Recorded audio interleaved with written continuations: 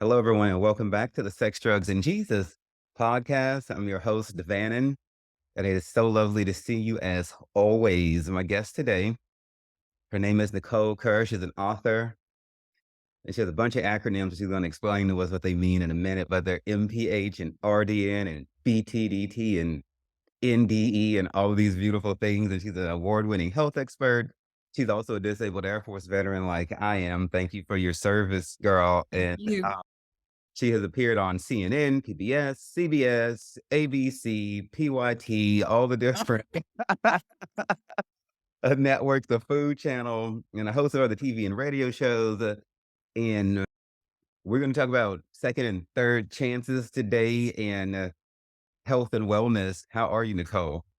I'm doing great. I am just delighted, excited, and grateful to be on your podcast today. So thank you very much. Absolutely. Thank you for setting aside an hour of your life. Time is one of the resources that we cannot create more of, as you well know. And so I don't take for granted what you choose to do with a whole hour. This is very, very special to me. So I appreciate the fuck out of it. Oh, thank you. Likewise. Okay, so y'all, Nicole, like we were just saying, was in the Air Force. There was a bad car accident. She died. She came back, and this is kind of what set her story into motion. And so we'll be talking a lot about that. Many of us have had near death experiences, as have I. And so we'll chat, chat, chat, chat, chat. But before we get into that, let's talk a little bit about your education. You were saying that you went to LSU. I'm here in Baton Rouge. I go over to LSU all the time. I see it. I party up there, tailgate up there, and everything. So tell me about LSU for you. LSU, that was a stop for me where I got my dietetics certification. And my brother also graduated from there. And we lived in Jackson, Mississippi for a long time and then moved down to Baton Rouge with my dad and brother's company called Yazoo, that big wheel mowing machines.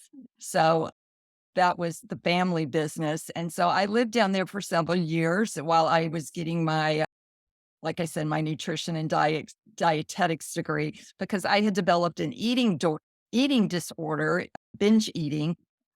It was called compulsive eating back in 1980 something when I first got it, but I did not get any mental health after my traumatic experience. My parents told the doctor when they said Nicole needs to see a psychologist that Jesus and God was my psychologist. And needless to say, shortly after that, I developed an eating disorder because I didn't know what to do with the pain. And I didn't even know it was pain. So that lasted almost 40 years until I got married at 40. And then I've worked hard. I've been in therapy, you name it, I've done it. And it just, Jesus never came down and sat across from me and tried to help me, either talk therapy or any of these other modalities. And that's just not true, and it was really a disservice to me to not get the mental health. I had to pursue that on my own, and it was challenging. They used to say, and damn, I'm so sorry that that happened to you. There, you already have like this near death trauma. Now you got religious trauma being pumped upon you too. They used to tell us in church to not be so heavenly minded that you're not so earthly good. It's, it looks. Yeah, yeah, yeah, but that's what you get when, now my parents, I call them religious addicts, but I did my formative years in Jackson, Mississippi, and then I'm a recovering people pleaser, and I was pleasing my dad. He was in the military. He was one of the first classes to go through the Air Force Academy, and at that time, they had just opened it up to women to come out to go into the service academy, so I was the 6th class of women. He was so proud of me that I got in. I was shocked that I did because I absolutely had no interest in the military. All of my background in high school and junior high was modeling, junior achievement, teen boards, nothing related to flying planes or going into the space program. So clearly I did it just for him. And let me tell you, that was the wrong reason because as soon as they dropped me off and closed the door and I went through that bring me men ramp, my life changed. And all of a sudden, fear was the emotion and terror that dominated me and my emotional state for at least the next year and a half until my crash happened, because I was in constant fear that I was going to fail, that I wasn't keeping up. I was keeping my squadron. I was holding them back because I would fall out of runs. They sent me to remedial training. I just didn't have that killer instinct. And I understand the reason we have a military, to protect and defend. But every soul that goes into the military, in my opinion, is going to be fractured at some level, because when you experience the theater or war and people being killed, or, you suffering, parts of your soul fracture in order to preserve yourself.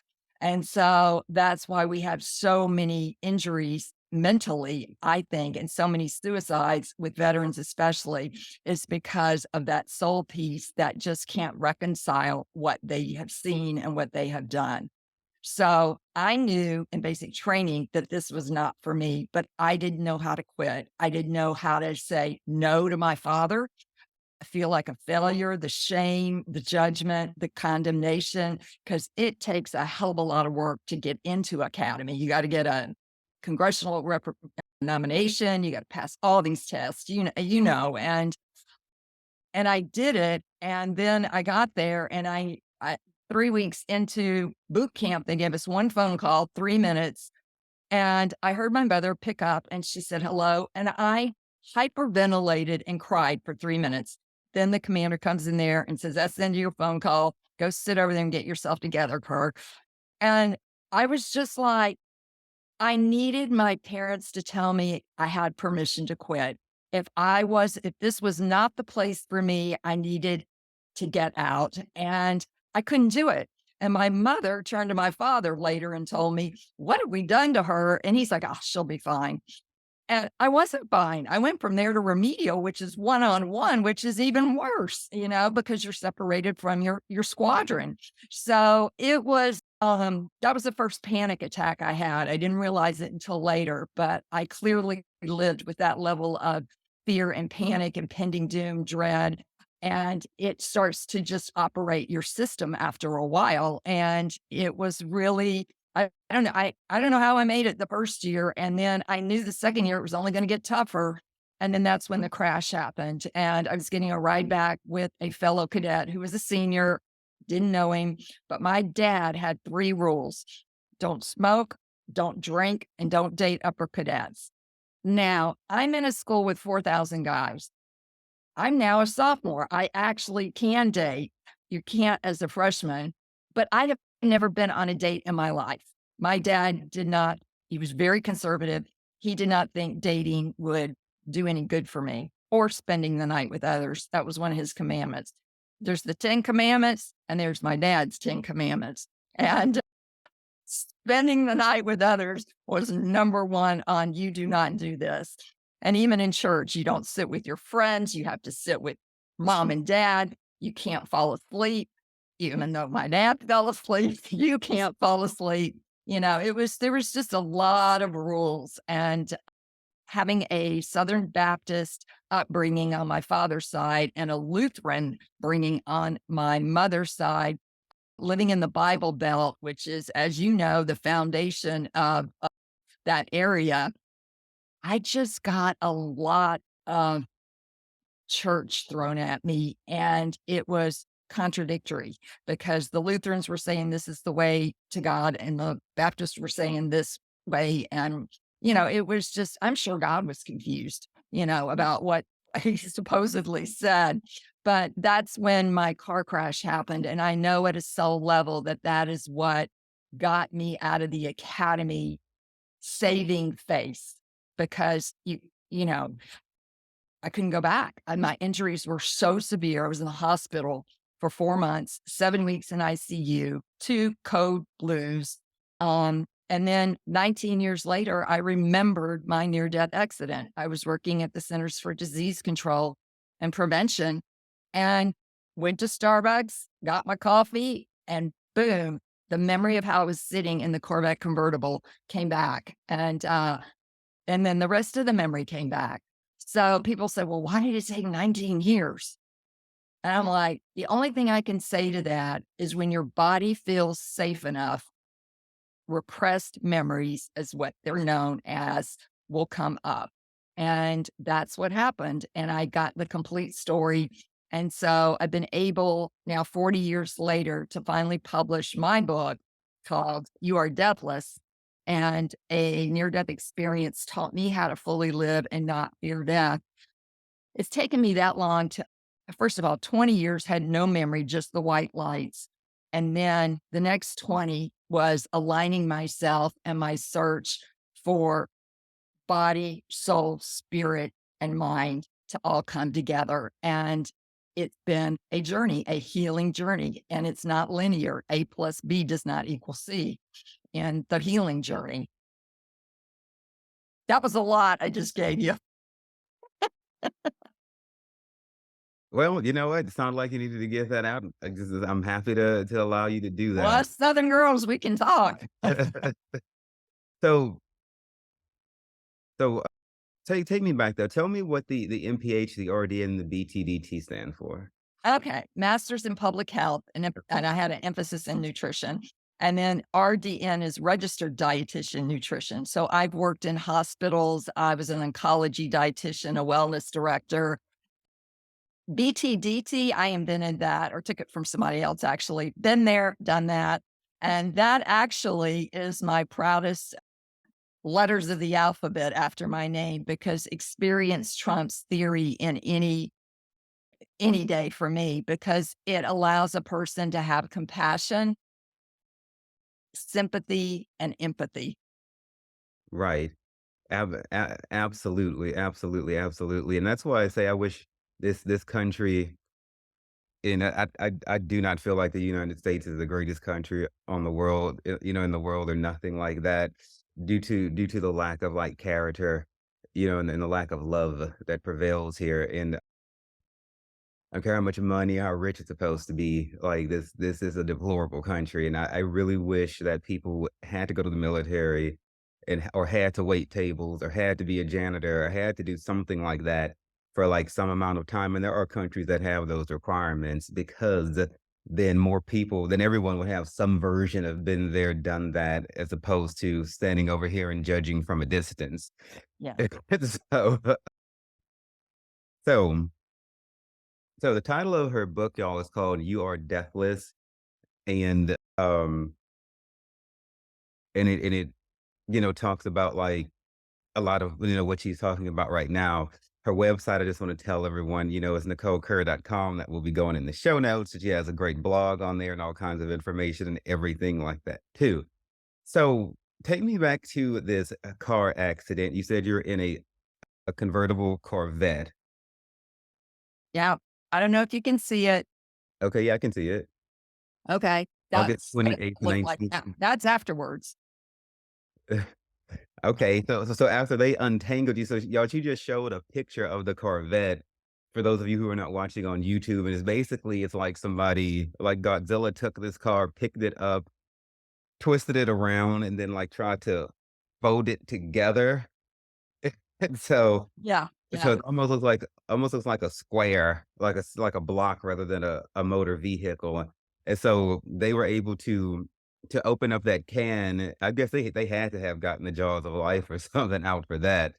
We So actually flew out of it because it was a convertible and we didn't have the car didn't even have seat belts back then. And so when he hit the side of a boulder, okay, I was getting a ride back with a senior cadet, didn't know him. We had been at an Air Force function. They had provided beer to underage cadets and they broke their own rules. The officers left before the cadets. And I was the last to leave. And so I asked him for a ride back and he said, sure. He had his own agenda.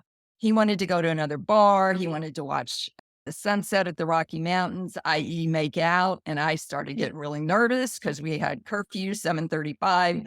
We had to be back at the academy. And I didn't want to get in trouble this year because last year I was innocently doing favors for people and I would get in trouble. So I marched tours, I served demerits, I served confinements. I did it all. And I was like, I am not doing that this year.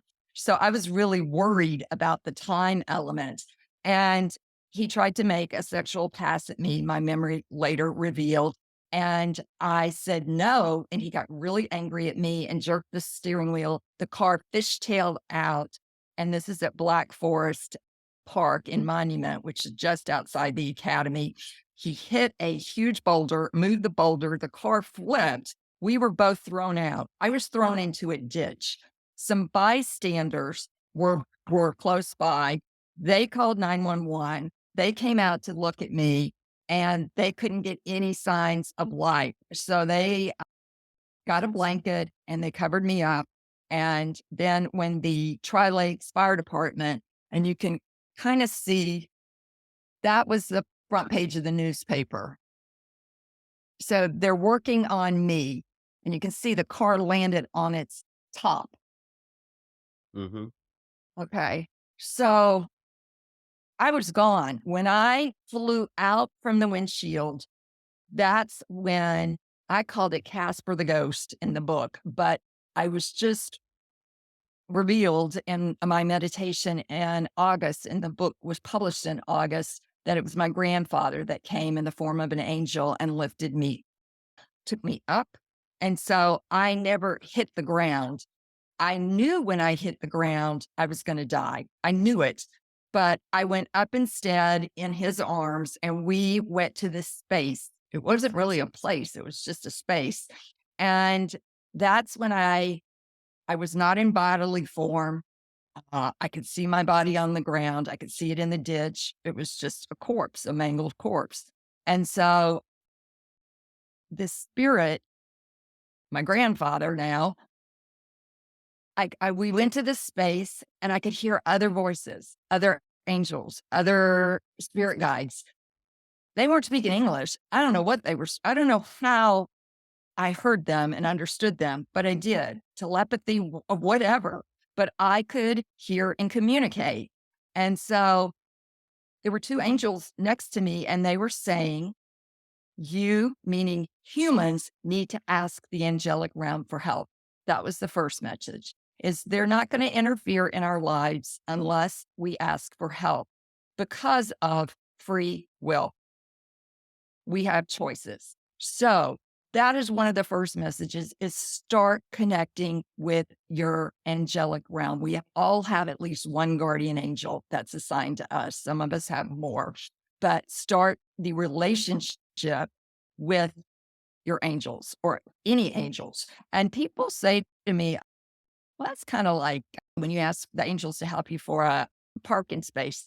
I said, it works.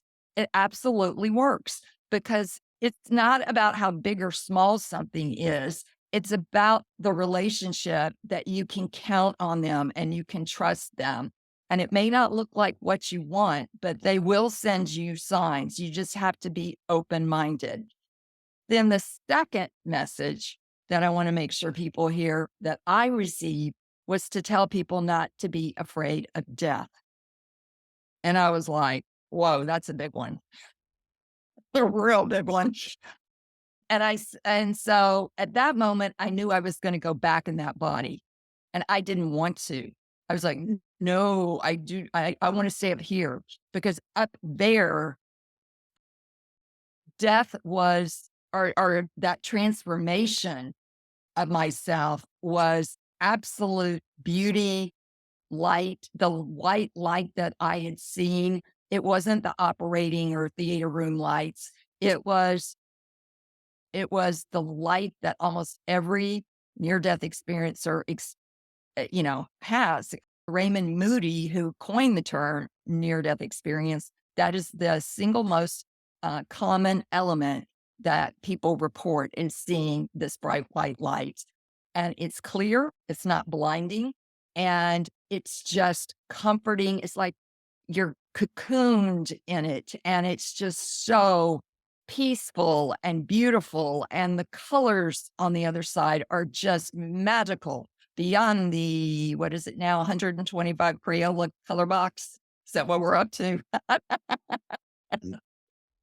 So, Why would you want to come back from that? There's no negativity at all. So it's, in our world, I think, every book that's almost written around the subject of death is cloaked with this veil of doom and gloom. And death has a cloud of depression and negativity around it throughout our culture and society. And my own experience, and I hope yours and others, hundreds of thousands of people, because they have enough to have actually studied this and put a report together to list the 10 common lessons of NDEs, and they're every single one of them is positive. And the first one is we do not die. Hence the title of my book, You Are Deathless. Yes, your physical body is going to die, decompose. But when you die, your energy body splits open and your soul leaves you and goes home. And we had many incarnations of our soul. This isn't our only rodeo. So that was the mission. And it's taken me, I found that out. Okay, think about this 19 years, I had a gap in my memory. And then boom, it all comes together. And then I have to figure out, okay, what does that mean? Because when I died at 19, I was fearful of death. I had the concept of God from my Southern Baptist upbringing and Lutheran, where the teaching was if you were a bad person, that God was duality. On one side, God loved you, He would protect you, He was, you know, loving, kind. But if you broke the rules, if you were a bad person, if you were a sinner, you would go to a place called hell where the wrath of God would come and you would burn eternally. Now, as a 6-year-old growing up, that scares the weeby out of you. So you live your entire life in fear of doing something bad. And I call that concept a vending machine concept of God. And it's not correct. It's a false belief. That is not who or what God is. Yes, take the first part of it, the positive, but that whole second part was invented by man to keep people in fear, which would keep you in control. On the aspects of angels, and I think it's a beautiful experience that you had. I just wanted to to remind people that when you're speaking, to angels and different things like that, don't forget to ask them, like how they're doing, because And thank them. Please thank them after they give you what you need. they're not God, and they can get run down too. We see this illustrated in the book of Daniel in the Bible when Gabriel is coming to deliver Daniel his message when he was fasting for those 3 weeks for the nation of Israel, and Gabriel is telling Daniel that he was delayed because you know an opposition withstood him until the archangel Michael came to help him, and so this illustration lets us know that angels have limitations. If they have to eat manna, it's because eventually they get run down and they have to be regenerated. So for me, it's not all about accessing the spiritual realm to get shit from them. So I think it's important to speak whenever you're speaking about more than just acquisition and what you can get from them. And so just be like mindful of that people. Yeah, and angels come in many forms. They're earth angels, and I talk about that in my book. There is a chapter called Calling All Angels because I know that the EMT that brought me back to life was one of my angels. He was, they had me covered up.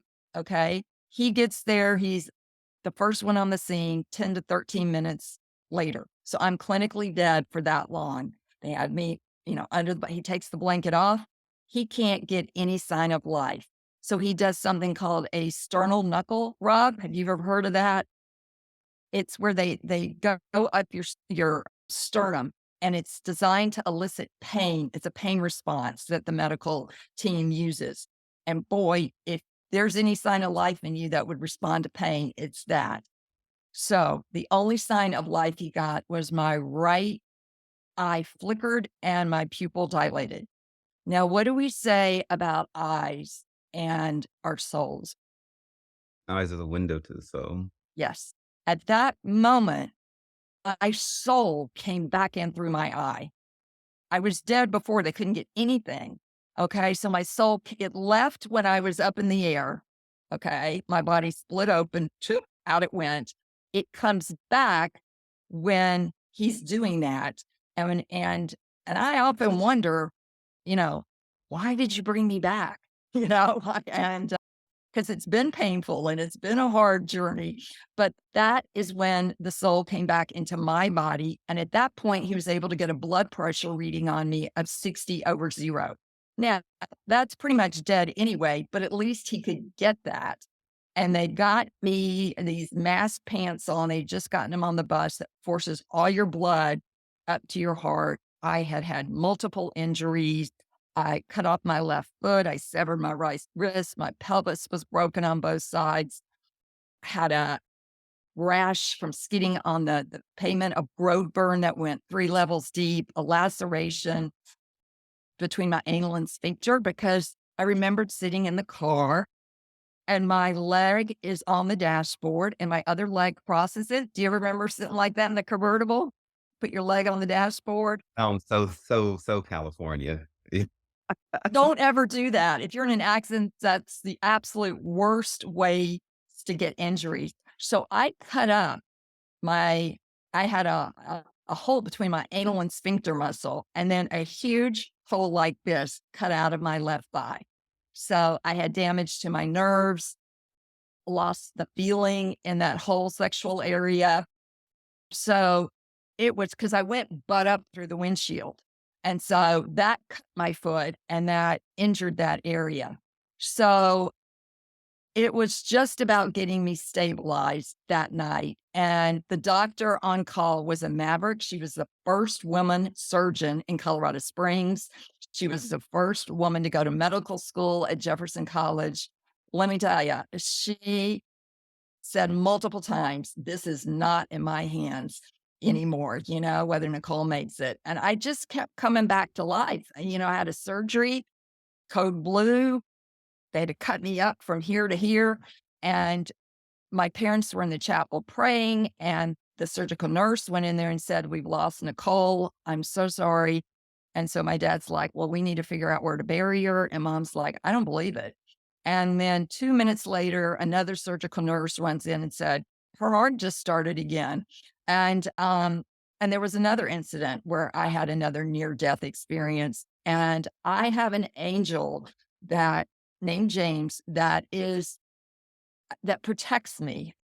And I know that sounds weird, but I call him my military angel. But he is here to make sure I get this message out because there is no need to fear death. And there's so many of us that have been conditioned or brought up with belief systems where we're scared of death. And here's the deal. It's going to happen to every one of us. And it could happen at any age. And that's the other thing is we need to start learning to prepare ourselves, not only physically with wills and all that other stuff, but emotionally and spiritually and understanding that your beliefs about God, whatever that concept of God is, shapes your relationship with death. Because if you believed like I did, when I died, I disobeyed my father. And that's what he told me later when he came to the hospital.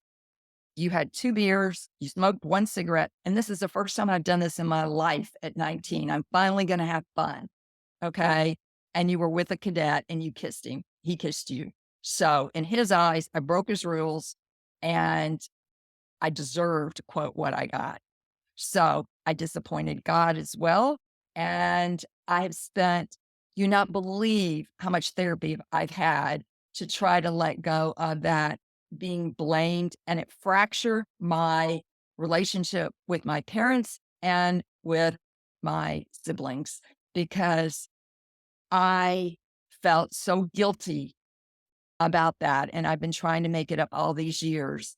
And then in the epilogue, you're not going to believe this, but there were four roommates, four women that went in my class at the same time in my squadron. And my roommate, she dropped out. She quit that December of my accident. Okay. So I had not talked to her in 38 years. I found her on Facebook.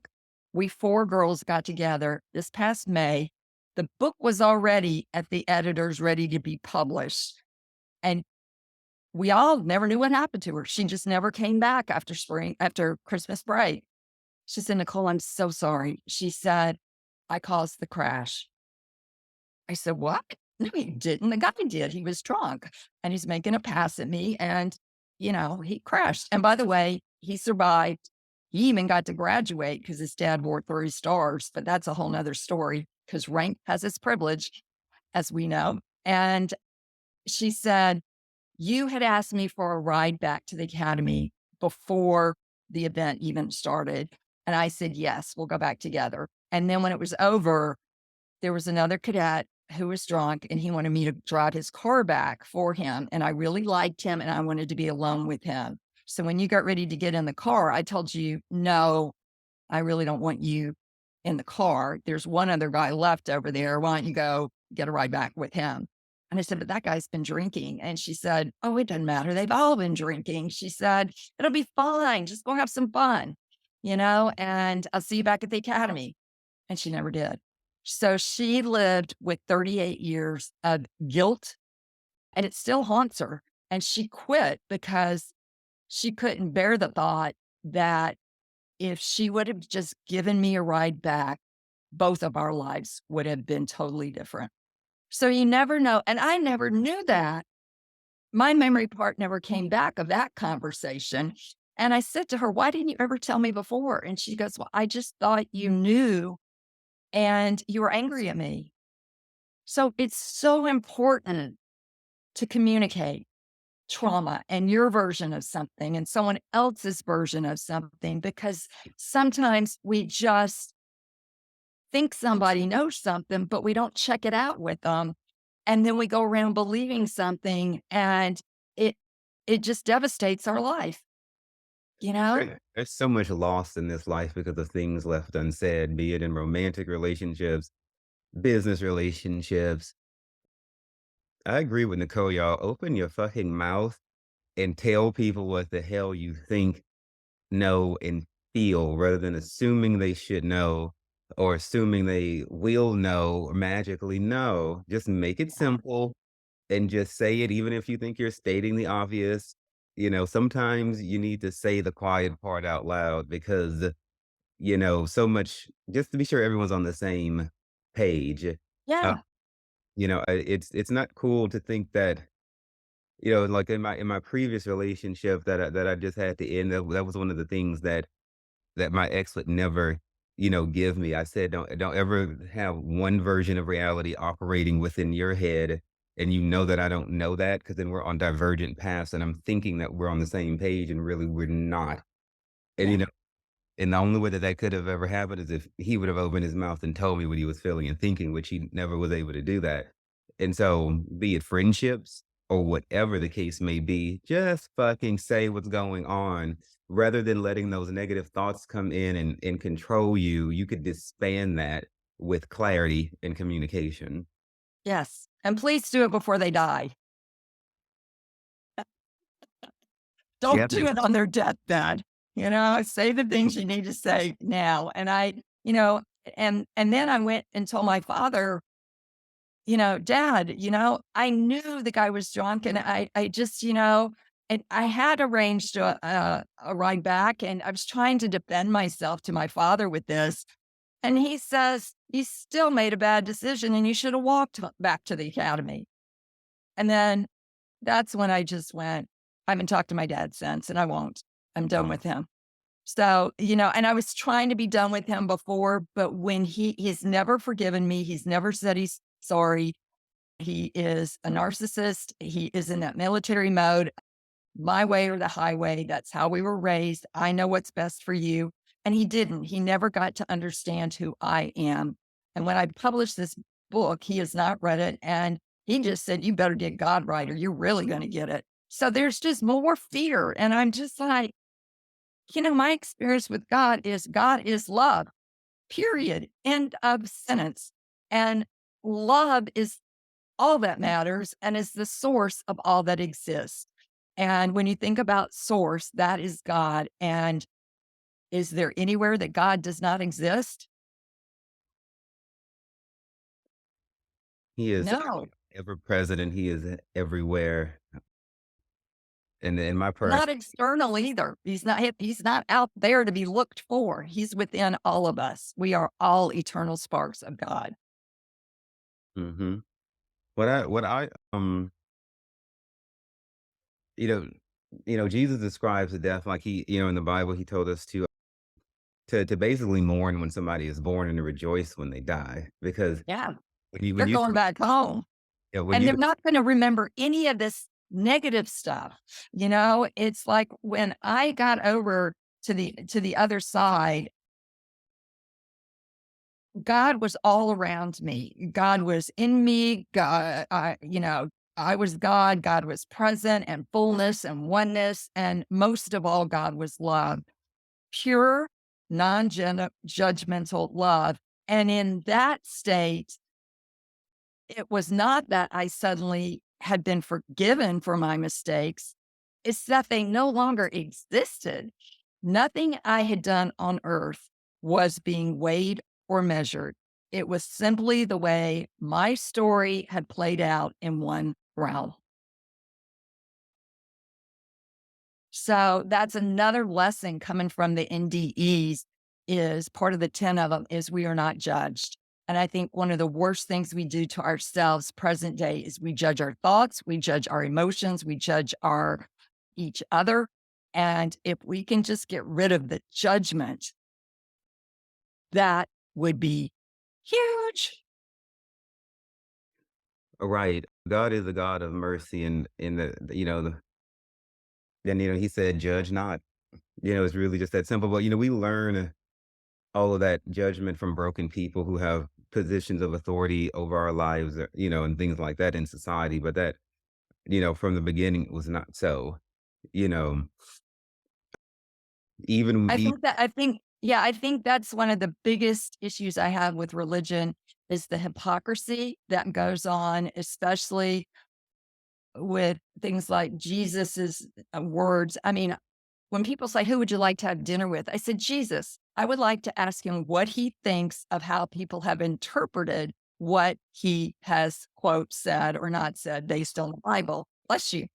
And one of the things is the judgment. Judge not lest ye be judged. And they're judging you because you're gay, because you're whatever the condition is, there's just still so much judgment and it's causing so much fractionation and just anger and hatred and it's just like, wow, that is not at all what Jesus meant by that. It's quit judging others and don't judge yourself because that just lowers your esteem and lowers your own vibration. mhm.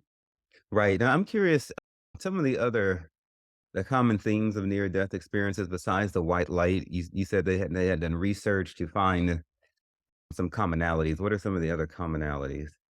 Okay. We are never alone. That's a big one because people believe like when with the pandemic, a lot of people were dying alone, but we are never alone. The spiritual realm is always around us. And when we die, angels, deceased loved ones, even our deceased pets, they meet us. And so we, that's why you see people like they'll start grabbing at things as they're dying, and you're going, what are they grabbing at? But it's like they're having a window into the other realm across the veil. So they keep switching from that perspective to back here on earth, that perspective, and then they finally transition. but we are never alone. We always have a spiritual angel guide, somebody with us. And I think that's more from the human part of us that wants to be there for someone, for us to feel better about ourselves that we were there. But I know, and I talk about this in the book, a lot of people choose to die when nobody is around. My brother in law died from ALS at 51, house full of people. He waited till everyone was out of his room at some point in the night and passed. He did not want anybody else around him, and I know other people, same situations. They had people monitoring, and when someone goes and gets like a cup of coffee, the person, you know, makes their transition. So I think that is up to the person, and you don't, in my opinion, your job is to hold the space for that person as they go through this. And um, I know the human form with death, because we are human, there's still suffering, there's still grief, pain, loss, and we have to carefully and compassionately hold and heal that with people. But the cosmic context is benevolent and extraordinary about what awaits us. And if we know that true context, it's going to enable us to live a happier life and prepare for our own graceful passing, not to be resistant and to support others as they approach their own transition. I know Let's that was a lot. well, for me, So it that's another one. We're never alone. We are not judged. Um, Everyone and everything is connected.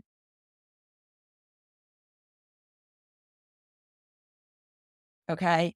We are all energy. When we leave this body, that breath, think about it when you see somebody at a funeral, they're laid out, the cosmetologist has worked on them.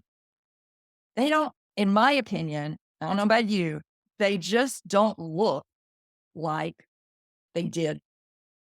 They can never get their hair right or their makeup. It just doesn't look like them, right? And that's because the light, that beautiful light, the energy has been lifted out of them. And that's that breath.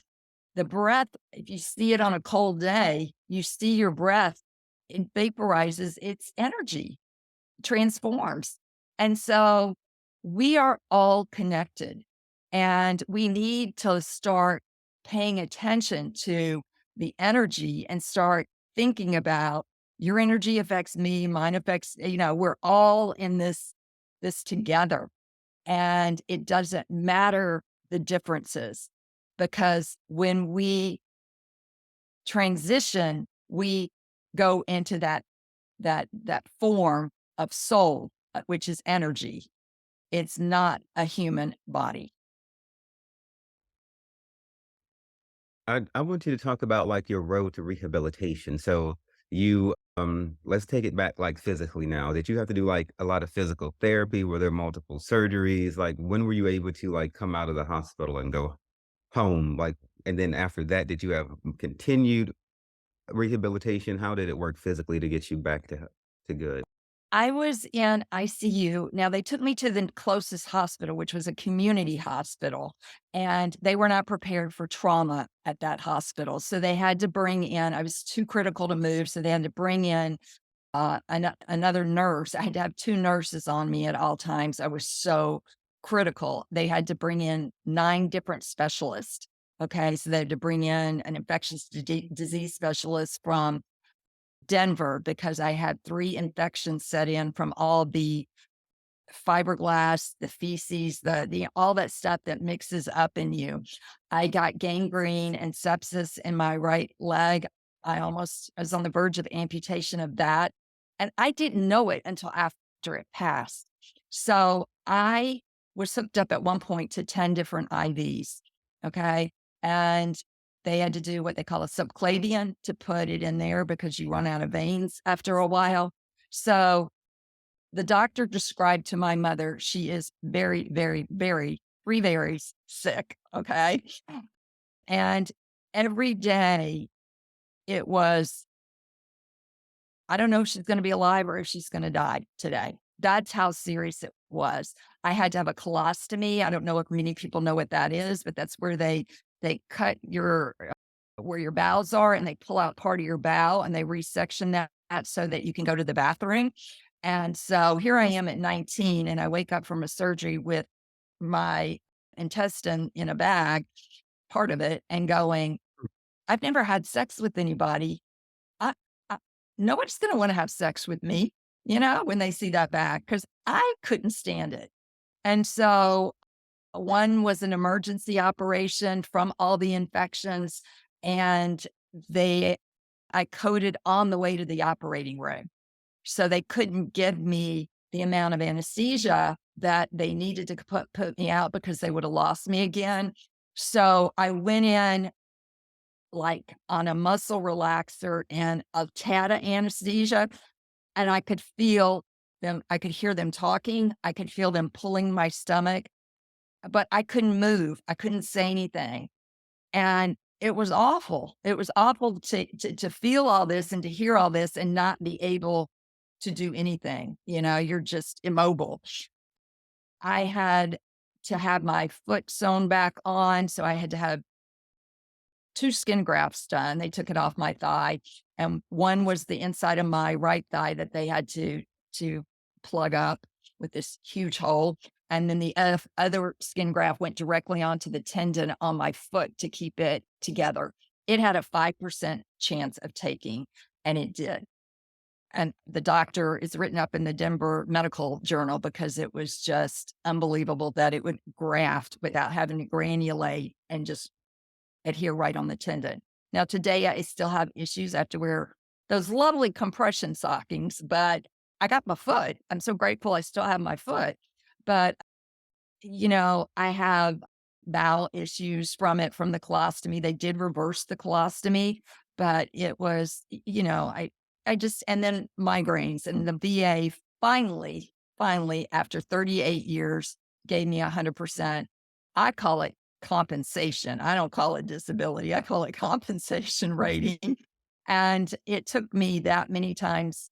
I was on my third appeal, and the VA rep from North Carolina, I just moved here. And he said, Nicole, it says clear in your notes, a patient thought initially dead on arrival. That means you had a head injury. Okay. So I don't know how they have missed that all these years. And we filed it with just that phrase. And next thing I know, the money showed up at the bank and I was granted, permanent disability. And I'm just like, I think it's just a persistence challenge with the VA and the right wording, because that was my last attempt. They only give you three, but I am finally in that and can get compensated in that realm. So I don't have to work because I worked for a long time and I have PTSD, and that was only diagnosed 2 years ago. So I've been trying to push myself through things that were so stressful, making the PTS worse. And that has been a huge issue with me, is trying to regulate my nervous system and get that on board to be more in a sympathetic state. Hearing all of what you've been through and everything like that, perspective is everything. And the thing that when I got HIV, I was freaking out about what might happen. There are far worse things that can happen. And I'm not downplaying, the seriousness of HIV and, hepatitis B, which I also have a history of, but, you know, I feel like accidents like yours are worse. Cancers, hell, COVID can kill you in 2 weeks. Yeah.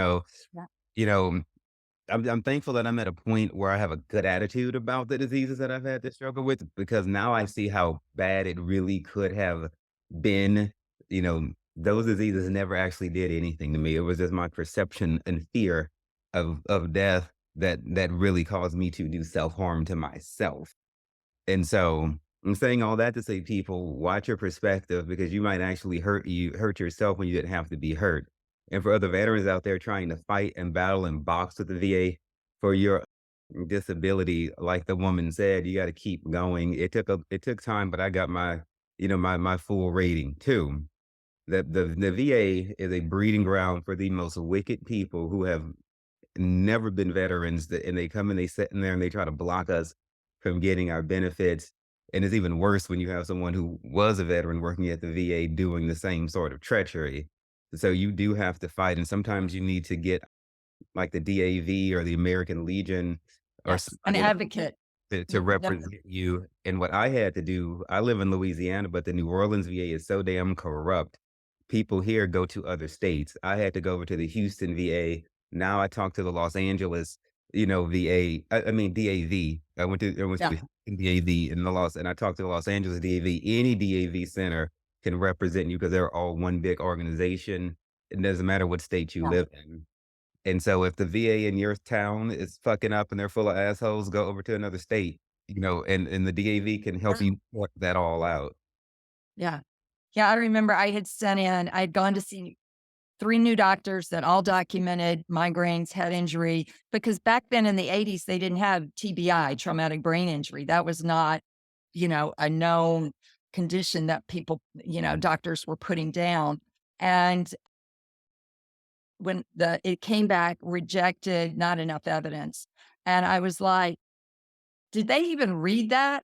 And when I called up there, they admitted that they hadn't read it. There are so many claims coming through. And so that's when I got the advocate here in North Carolina to help me. And he said, we're going to do this and let's see what happens because you deserve it. And I just wanted the validation that they now have a connection between PTSD and migraines that is clearly established, and if you have PTSD and you have migraines, then you should be getting compensated for both. But anyway, so yeah, I totally agree with you on that. But I had to go through rehab. I had to learn to walk again. I started in a swimming pool. I went home in December. It was a big to do. They met me at the airport. I had a kidney infection. I didn't want anybody to touch me because I was so in pain. But, it was a slow slog and physically. And I will tell you, it's challenging when it happens. You get so much attention. And then as you get better, people just fall off. And it's very lonely, because you're still having to pursue the rehab and your friends are in college, they're having a good time, their lives go on, and you just feel like you've been, gypped that and especially when you don't have a memory of what happened, and then you're just expected to get on with life. At least that was the expectation in my family. You look physically like you can do things again. So forget about your mind or your spirit. And I think there's spiritual abuse that goes on and there's spiritual amnesia. And spiritual amnesia is what we all get when we get all these filters put on us as we start growing up. And love it. In my book, I did neuro emotional technique for 7 years with people, including children. And I was with a little girl who was 6 years old, who was coming from a evangelical background, who was scared she was going to hell because she did something bad. Now she's adopted, so that's even worse. So I asked her how she sees God, and she eagerly told me God is a blue spirit with colors and balloons in all different colors, no head, and can talk. And clearly, this little girl is having a direct experience with God with no filters. And to me, of all the definitions I've heard, I resonate with that the best. There's nowhere where there's energy of God is not. And it just talks to you in a way that you talk to it. It's your own relationship. You have to connect to it. It's a direct experience you have to come into. And I love all the colors because that's what I saw on the other side was the colors, it was just amazing. And she saw them as balloons, and I was just like amazed. And of course, her parents were like, when I told her there was no hell, she looked at her mom, she goes, Mom, is that true? There's no hell with fire and the devil down there? She goes, we'll talk about that later. And I never heard back from her. But, I like to take that quote because children are so innocent and they haven't been subjected to all these indoctrinations and theories. And, you know, everybody is going to have a different concept of God, but know that from my experience and hundreds of thousands of others, that God is love. And we will see our loved ones when we return home. And, you know, I think loving ourselves and others is the most important thing we can do because when you truly love yourself, and I mean love, non-conditional love, all your mistakes, your messes, everything. When you understand that love is not only a verb and a noun and an emotion, but it's an energy. And when you're around people who have that love energy, you can just feel it. I don't know if that's the way you felt when I was reading your the end of your book and your epilogue with the pastor that passed away that was real influential. Sorry, I forgot her name. Evangelist Nelson. Yes. If she was like that for you, where she just lit up, you could see the light in her eyes, you could feel it, she was and that to me is love, and that they accept you for just for your beingness, and that's what we all need to unwrap ourselves from all these layers and get to that part of us, the being that we were born to be, which is our soul, which is just love and light and beauty and grace and all these beautiful things. Yeah, let there be light. Let Yeah. there be light. Let there be so much light. Yeah, and that's what we're light workers. That's why you have a light above your head this whole time, and I'm just sitting there. It's like you have a little halo, kind of.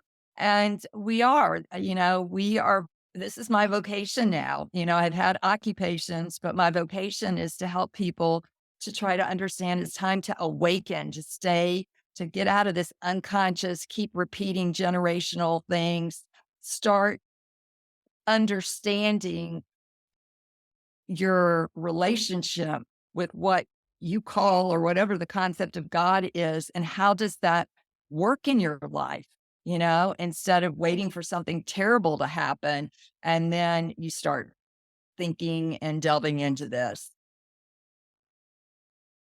That is so beautiful. And I thank you so much for sharing all that you have.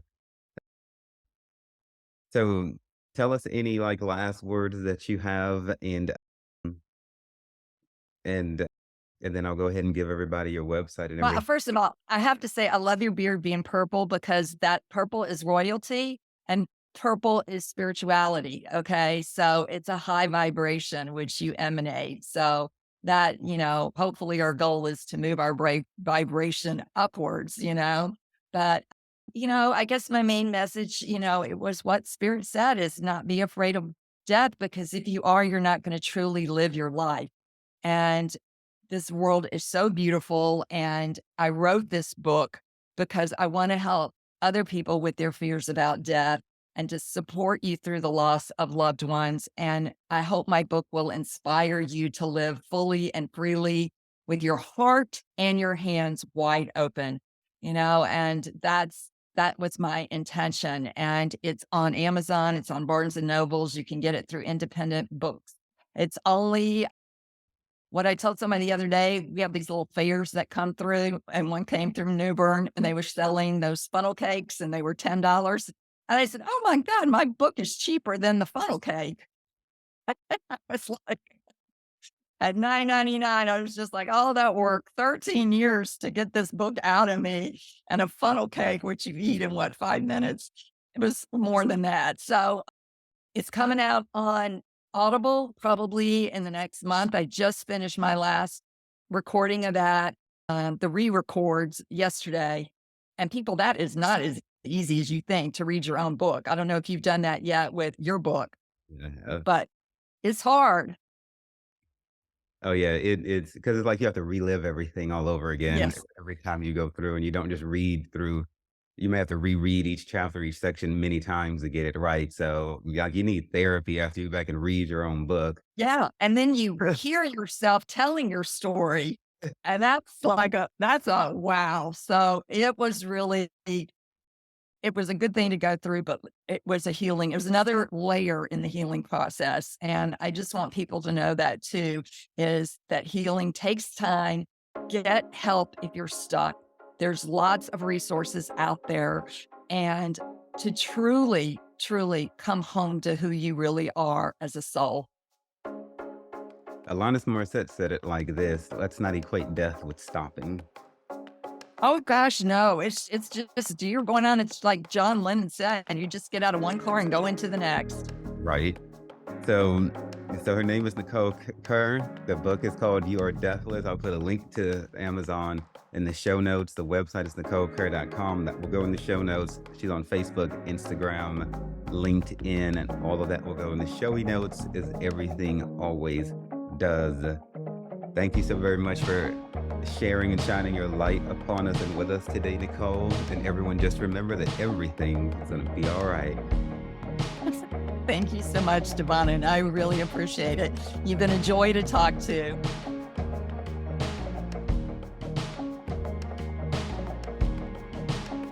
Thank you all so much for taking time to listen to the Sex, Drugs, and Jesus podcast. It really means everything to me. Look, if you love the show, you can find more information and resources at sexdrugsandjesus.com or wherever you listen to your podcasts. Feel free to reach out to me directly at devannon@sexdrugsandjesus.com and on Twitter and Facebook as well. My name is Devannon, and it's been wonderful being your host today. And just remember that everything is going to be all right.